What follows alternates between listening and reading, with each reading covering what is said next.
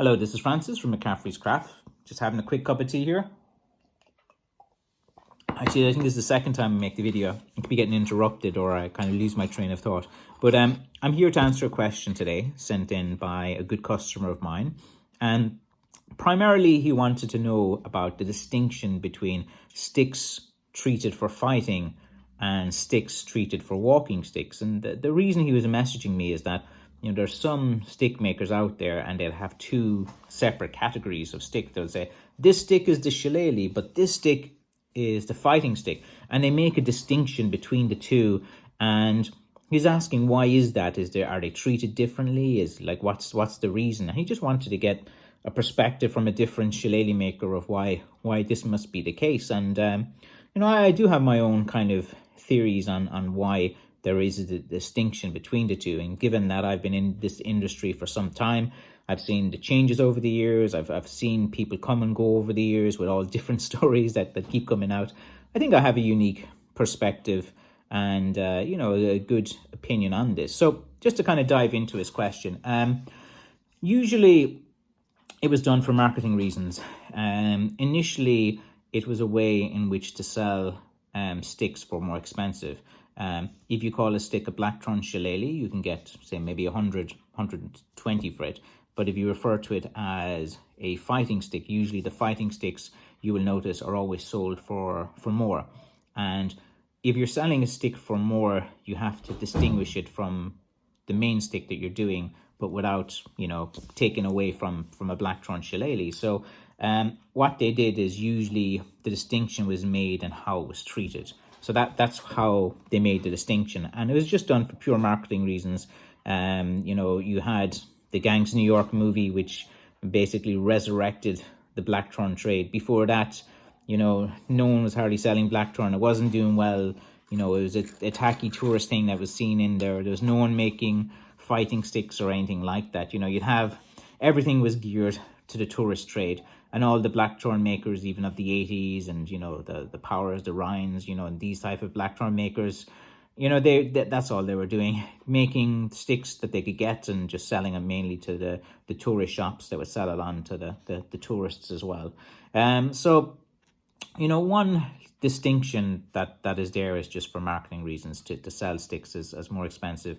Two, to capitalize on the kind of surge of interest in Irish stick fighting that happened after that movie, the Gangs of New York, which was quite a popular movie. And then around, say, 2000 and maybe 7 to 9, there was a number of articles and news stories, from a lot of large media outlets about stick fighting. And there's a lot of these groups starting across the UK, and there was a few in America and Canada and a few places like that. And it was getting a bit of interest and traction for a while. So there's a demand for a product. So the product was made for that demand. The product was trying to, how do we distinguish it? So the first kind of narrative that came out about fighting sticks was, they were treated with this tung oil and oil the sticks, and that was the best way. Then after that, it kind of went on to be like, it was done with yacht varnish, and they came up with the story about the shipyards of Ireland, and because of the shipping trade and the yacht varnish, and this was used on the fighting sticks to make it hard like a yacht and things like that.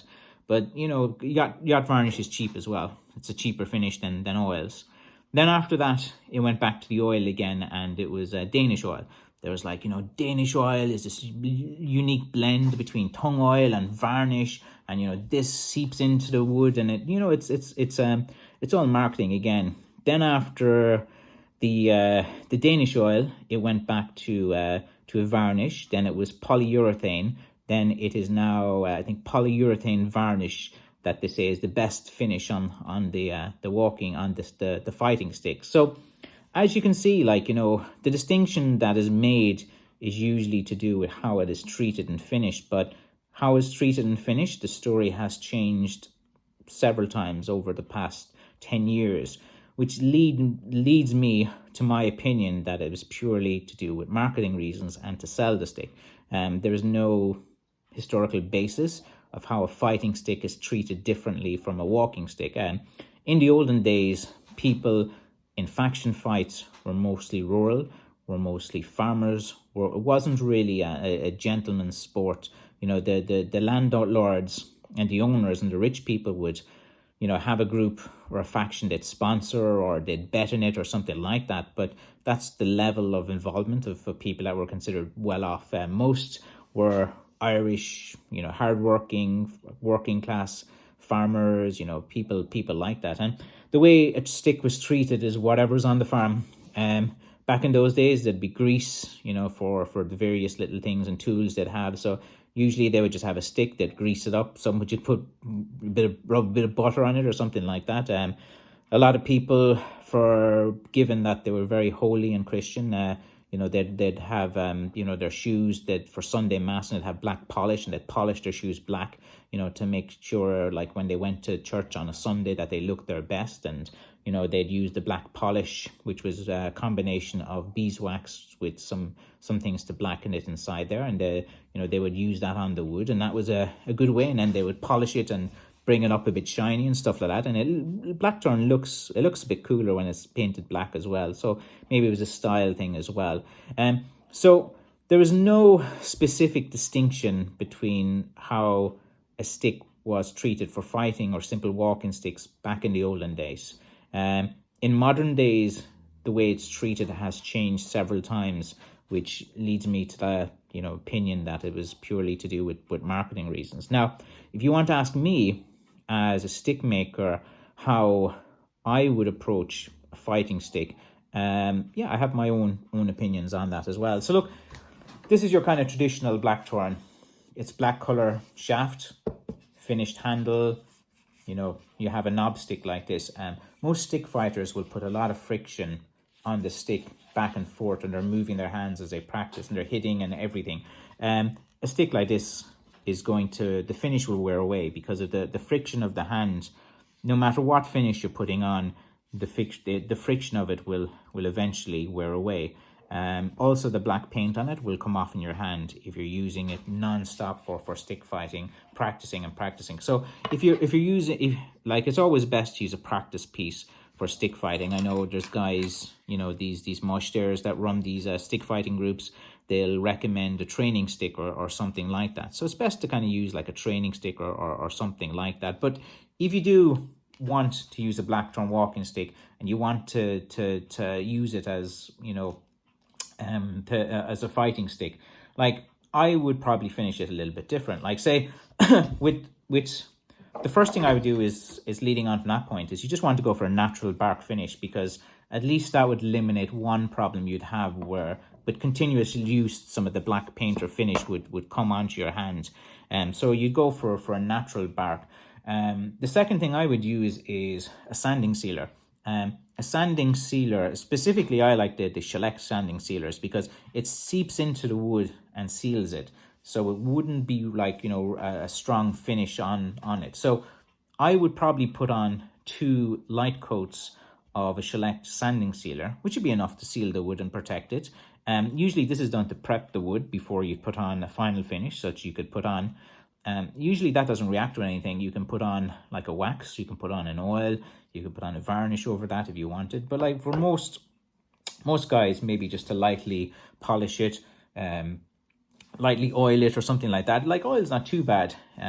It's like if you put on a really strong finish, that's like this one here that's shiny and you're hitting it the whole time, because there's a lovely shine finish on that as well, it's going to get dented and hit and bashed and something like that. So you kind of want a light thin finish as thin as possible on that. So something like again, this is just my opinion, this is just how I would approach it. This wasn't done traditionally as well. This is just practical thinking of a stick maker. In modern times, natural bark finish, slight, you don't want it too glossy as well. You don't want a thick finish on that as well. Select a shillelagh sanding sealer would be good. Just going back to the questions, I have a few of the points here. So like he's asked me about lead loading as well. Lead loading was done to make sticks heavier at the top, usually done to sticks that were not blackthorn, to give it more of a blackthorn effect, because blackthorn is a heavy, dense wood. And like in historical, like a lot of the stick fighters around the Limerick area used to lead load ash sticks. That's been documented as well, and they used to use that. So like in different parts of Ireland, people use different woods and different techniques and different things. But like in blackthorn, like you don't really need, if you have a solid handle one piece stick, you don't need to lead load it because it's quite solid. Like if it was rotten and there's holes at the top, you'd maybe lead load it. And how it was lead loaded, to the best of my knowledge, is that, you know, when you go fishing, you have these little lead balls to weigh down the line when you're fishing. So from what I understand is a lot of these little lead balls would have been pushed in to lead load the sticks, because they would kind of been readily available, you know, to fishermen at the time. And you know, let's see, we'll go back to this. That's kind of answers about the lead loading. Let's see as well what other questions he has. Okay, so he was just asking as well about in faction fighting, were sticks untreated, or conditions, or how they were treated. I think I've kind of covered that already. In faction fights, people would just use whatever sticks they had, treated whatever way they had. There was no, people were poor, you know, sticks were treated with polish, or with grease, with whatever they had. There was no distinction between this is how we treat, you know, a fighting stick, and this is how we treat a walking stick. There's like, I've read stories of guys who really had their prize stick, and they used to polish it a lot, and they used to keep it in good condition. So that would maybe be the only distinction, but they were more kind of cudgels or trid and battas, you know, more clubs. Like they'd have these clubs, and they'd you know, finish it, and they'd, like, you know, spend a lot of time. And it was more like as kind of prize possession that they'd have. And if they were in a fight and destroyed the sticks and battered it, then they'd go back, sand it again, refinish it, redone it. You know, that's usually how, like, there wasn't a special treatment that's going to protect the wood. If two pieces of wood are hitting and smacking against each other, they're going to get damaged. Usually then you sand it down, you had the time in your hands, you'd refinish it, reseal it, and ready to go again. Have your fight, damage the stick, sand it down, refinish it like it's a piece of wood. You know, if a finish gets destroyed, you just sand it off and just start over again, and something like that. And I think another question you asked me was it how to judge the resilience of a stick? That's a good question. Usually, like, you try to bend it a bit. Like, so when I'm bending and straightening sticks, usually you get an idea of the resilience of the wood in you know, how you're doing it. Like if it's quite strong to bend and it's not cracking, then that's always a good sign that it's a resilient stick.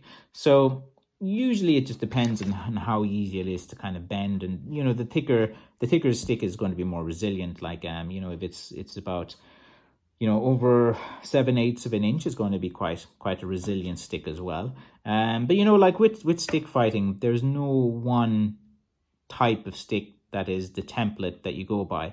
People have different skills, different abilities. From what I read in the olden days, it was always the biggest, strongest guy was always the best stick fighter, and he'd have, you know, his own kind of cudgel type of stick or something like that. People were into the fencing. People would be from all different disciplines, and there'd be, you know, different people that would bring different aspects into it as well. So yeah, hopefully that kind of just tells you the kind of distinction, the kind of between the two types of finishes. And if I haven't answered it, or you have more questions, just ask, and I'll make more videos. I'll try to elaborate a bit more. Thank you for watching. Bye bye.